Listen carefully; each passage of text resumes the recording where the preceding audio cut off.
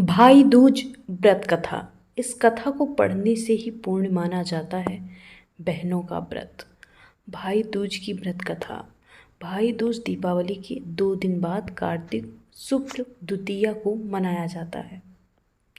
इस दिन बहनें आदर के साथ अपने भाई को घर बुलाकर उनका आदर सत्कार करती हैं, चौक बनाकर पूजा करती हैं और कथा का पाठ करती हैं। उसके बाद भाई के माथे पर टीका करके उनको अपने हाथ से भोजन करवाते हैं। आइए आपको बताते हैं भाई दूज की व्रत कथा। इसे पढ़ने से ही पूर्ण माना जाता है व्रत। इसे यम द्वितीया भी कहते हैं।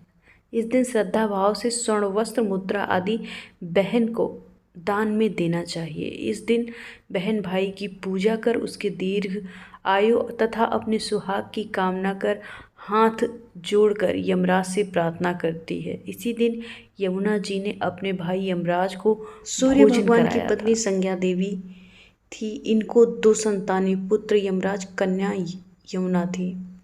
संज्ञा रानी पति सूर्य की उद्दीप्त किरणों को न सह सकने के कारण उत्तरी ध्रुव प्रदेश में छाया बनकर रहने लगी। उसी छाया से ताप्ती नदी और शनीश्वर का जन्म हुआ।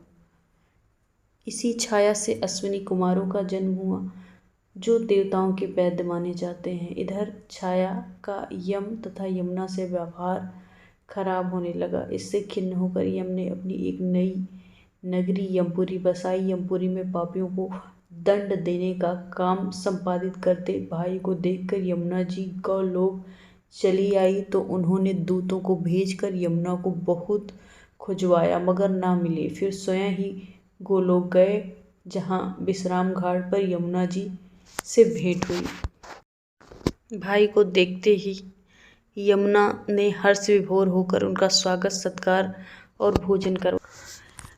इससे प्रसन्न होकर यम ने वर मांगने को कहा। यमुना ने कहा, हे भैया, मैं आपसे ये वरदान मांगना चाहती हूँ कि मेरे जल में स्नान करने वाले नर नारी यमपुरी न जाएं। प्रश्न बड़ा कठिन था।